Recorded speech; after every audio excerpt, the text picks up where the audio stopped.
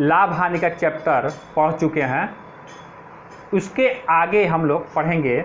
देखिए, कोई विक्रेता या दुकानदार जब कोई सामान बेचने के लिए ख़रीदता है तो क्या होता है कि या तो वो सीधे सीधे खरीद ले या वो सामान उसके अपने यहाँ बनवा ले, लेकिन उसके बाद भी सामान को बेचने लायक करने के लिए तमाम एक्स्ट्रा खर्चे भी आ जाते हैं उसमें, जैसे मजदूरी का खर्चा, बिजली का खर्चा, दुकान का खर्चा, सामान बिकने के पहले कहीं टूट फूट हो गया तो उसके मरम्मत में खर्चा। तो इस तरह के जो तमाम एक्स्ट्रा खर्चे और प्लस सामान को तैयार करने में खर्चे, इन सारे खर्चों को मिला के जो भी पैसा बनता है उसको बोलते हैं लागत मूल्य। अर्थात सामान को बेचने लायक बनाने में जितना पैसा लगा, उस लगे हुए पैसे को, रुपये को बोलते हैं लागत मूल्य। दुकानदार अपने लाभ या हानि की गणना हमेशा लागत मूल्य पर ही करेगा। क्रय विक्रय या लाभ हानि वाले चैप्टर में हम लोग देखे थे कि लाभ हानि की गणना लागत मूल्य पे, क्रय मूल्य पे की जाती थी। यहाँ पे लाभ हानि की गणना लागत मूल्य पे की जाएगी, अर्थात लागत मूल्य एक तरह से क्रय मूल्य का ही काम करेगा। इसके अलावा देखिए, विक्रेता क्या करते हैं कि ग्राहकों को लुभाने के लिए छूट का दावा करते हैं कि हम अपने सामान पे छूट दे रहे हैं। इससे ग्राहक खुश होकर उनकी दुकान पे आते हैं और ज़्यादा सामान खरीदते हैं। लेकिन दुकानदार करते क्या है, इसको हम लोग यहाँ समझेंगे। दुकानदार लागत मूल्य, जो लागत मूल्य है सामान का, देखिए यहाँ लागत मूल्य है, इसको क्रय मूल्य भी कह सकते हैं, क्रय मूल्य या सीपी। दाम छूट देने से पहले दाम को कुछ बढ़ा देते हैं और बढ़ा के सामान पे लिख देते हैं, अंकित कर देते हैं या छाप देते हैं। इसी को बोलते हैं अंकित मूल्य। अंकित कर देना, लिख देना, छाप देना या दाम की पर्ची सामान पे चिपका देना, इसको मार्केट प्राइस या एमपी बोलते हैं। दुकानदार ग्राहक को छूट अंकित मूल्य पर ही देगा और छूट देने के बाद सामान को बेचेगा। देखिए ये छूट हो गई, कुछ छूट दिया, इसी छूट को बोलते हैं, देखिए इस छूट को बोलते हैं यहाँ पे बट्टा, और अंकित मूल्य हम लोग समझ लिए। छूट देने के बाद भी सामान का दाम लागत मूल्य से ज़्यादा ही होता है, तभी दुकानदार को फ़ायदा होगा। यानी सामान को बेचेगा, ये विक्रय मूल्य है यानी एसपी। विक्रय मूल्य अभी भी क्रय मूल्य से ज़्यादा रखा जाता है ताकि दुकानदार को फ़ायदा हो। यानी विक्रय मूल्य अभी भी का हो, विक्रय मूल्य होगा अंकित मूल्य मार्केट प्राइस और माइनस छूट या बट्टा। ये अंकित मूल्य के चैप्टर में लाभ हानि और ऐकिक नियम के चैप्टर का बहुत इस्तेमाल होता है। तो इस वीडियो के डिस्क्रिप्शन और कमेंट बॉक्स में मैंने दोनों चैप्टर का लिंक दे दिया है, आप लोग चाहें तो देख सकते हैं। अंकित मूल्य के सूत्रों को थोड़ा सा हम ध्यान देंगे। इसको समझने के लिए एक तरफ मैंने अंकित मूल्य के सूत्र को और दूसरी तरफ लाभ हानि के सूत्रों को तुलनात्मक अध्ययन के लिए मैंने दे दिया है। छूट हमेशा अंकित मूल्य पर होता है, जबकि लाभ और हानि हमेशा क्रय मूल्य पर उनकी गणना की जाती है। छूट का फार्मूला निश्चित रूप से हम लोग पढ़ चुके हैं अभी, जैसा कि अंकित मूल्य माइनस विक्रय मूल्य होगा, और लाभ होता है विक्रय मूल्य माइनस क्रय मूल्य, और हानि होती है क्रय मूल्य माइनस विक्रय मूल्य। एक साथ दोनों कॉलम को देखते रहेंगे। छूट का फार्मूला देखिए, डी अगर छूट हो, अंकित मूल्य एमपी और विक्रय मूल्य एसपी लिख दिया गया है। तो छूट का प्रतिशत होगा छूट डी बटे एमपी गुणे 100। इसी बात की को अगर यहाँ देखें कि यदि लाभ हानि x रुपये हो तो लाभ और हानि का प्रतिशत x बटा सी पी, यहाँ देखिए एमपी है, यहाँ सी पी है यानी क्रय मूल्य है, गुणे 100। इसको हम लोग निश्चित रूप से ध्यान में रखेंगे ताकि आसानी से समझ में आ जाए। अब देखिए, मान लीजिए कि अंकित मूल्य पर D% की छूट कोई दुकानदार दे रहा है, तो विक्रय मूल्य कैसे निकालेंगे, इसको पहले हम एक उदाहरण की सहायता से समझेंगे। उदाहरण ऐसा है कि अंकित मूल्य यदि 200 रुपये हो और दुकानदार 10% की छूट दे रहा हो तो विक्रय मूल्य कितना होगा। निश्चित रूप से 200 का 90%, 10% की छूट है यानी 90% उसका विक्रय मूल्य है। यदि 20% होता तो 80%। ये 90% कहाँ से आ रहा है, देखिए 200 का की जगह पे गुणा का चिन्ह, 90% माने 90/100, 200 MP है।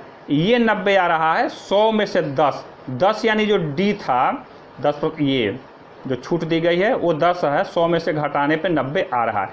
इसी बात का इस्तेमाल करते हुए हम यहाँ फार्मूला फाइनल लिख दिया गया है कि विक्रय मूल्य होगा MP गुणे 100 - D/100।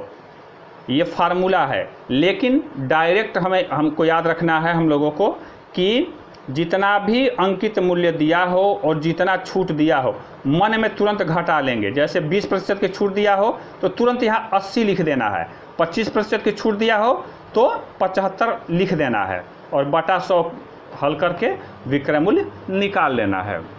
आइए अब सवाल को देखते हैं। वीडियो में ध्यान रखना है कि जहाँ कहीं भी क्रय मूल्य शब्द का इस्तेमाल किया जा रहा है तो लागत मूल्य भी अगर प्रश्न में दिया हो तो लागत मूल्य वही काम करेगा जो क्रय मूल्य। जहाँ जहाँ फार्मूले में CP लिखा है लागत मूल्य के लिए भी CP का ही इस्तेमाल किया जाएगा। आइए एक प्रश्न देखते हैं। एक दुकानदार 1500 रुपये अंकित मूल्य पर क्रमशः 10% और 20% की छूट देता है। वह सामान को कितने में बेचता है। बहुत सारे दुकानदार इस तरह की छूट देते हैं कि पहले सामान पर 10% की छूट देंगे और फिर जो कुछ भी विक्रय मूल्य आया फिर उस पर भी 20% की छूट दे देते हैं। ऐसे प्रश्न भी आते हैं। तो देखिए कैसे लगाया गया है। यहाँ पे देखते हैं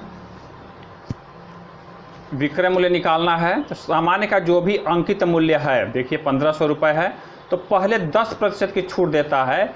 विक्रय मूल्य निकालने के लिए इस 10 को 100 में से पहले घटा लेंगे मन में और 90 आएगा तो 1500 का 90%, जैसा कि अभी सूत्र से पढ़े हैं।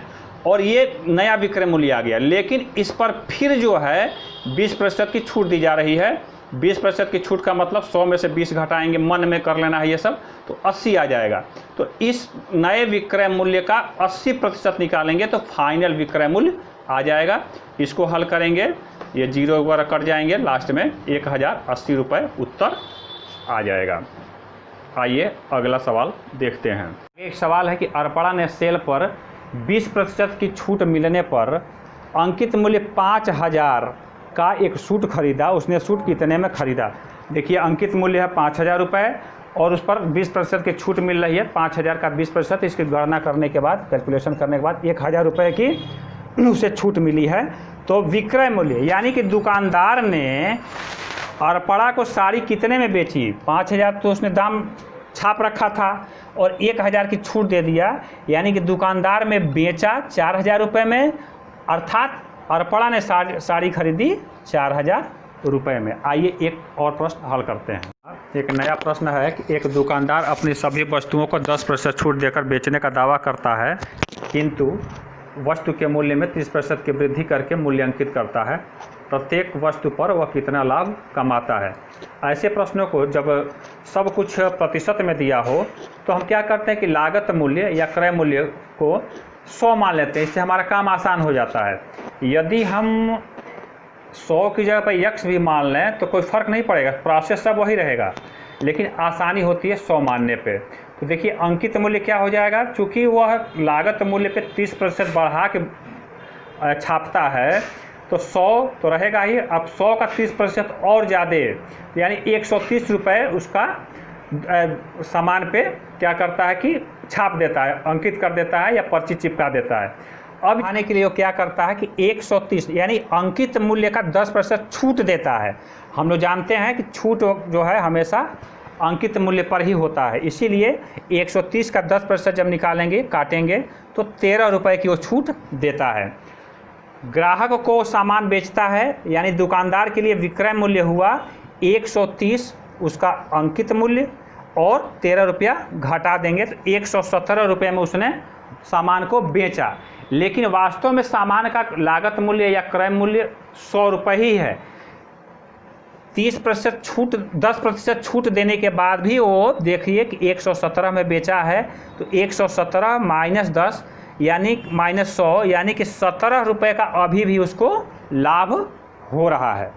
लाभ का प्रतिशत निकालने के लिए हम लोग सूत्र जानते हैं। वैसे तो दिखाई दे रहा है कि 100 रुपये पर 17 रुपये का छूट हुआ है, उसी को प्रतिशत बोलते हैं, 17% हो जाएगा। फिर भी विक्रय मूल्य वाले चैप्टर में हम लोग प्रतिशत लाभ निकालने का फार्मूला पढ़ चुके हैं। लाभ बटा क्रय मूल्य गुणे 100 इंटू प्रतिशत, 17/100 गुणे 100%, ये 17% का अभी भी उसको लाभ हो रहा है। प्रश्न है, किसी वस्तु का अंकित मूल्य लागत मूल्य का 9/5 है, यदि लाभ 20% हो तो छूट का प्रतिशत कितना है।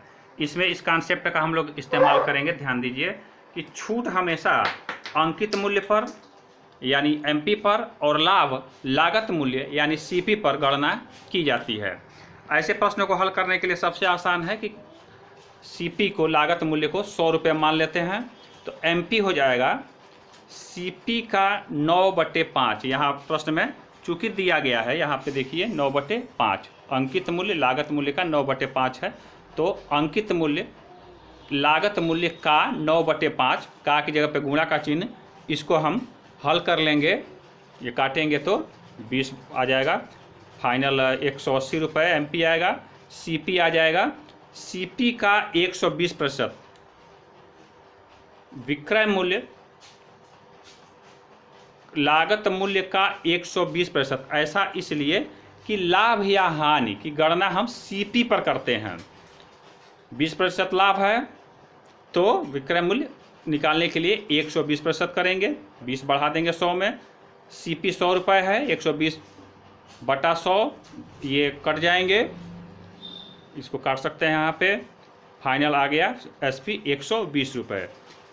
सामान को बेचा गया है 120 रुपये में, अंकित किया गया है 180 रुपये और लागत मूल्य एक्चुअल में है उसका 100 रुपये।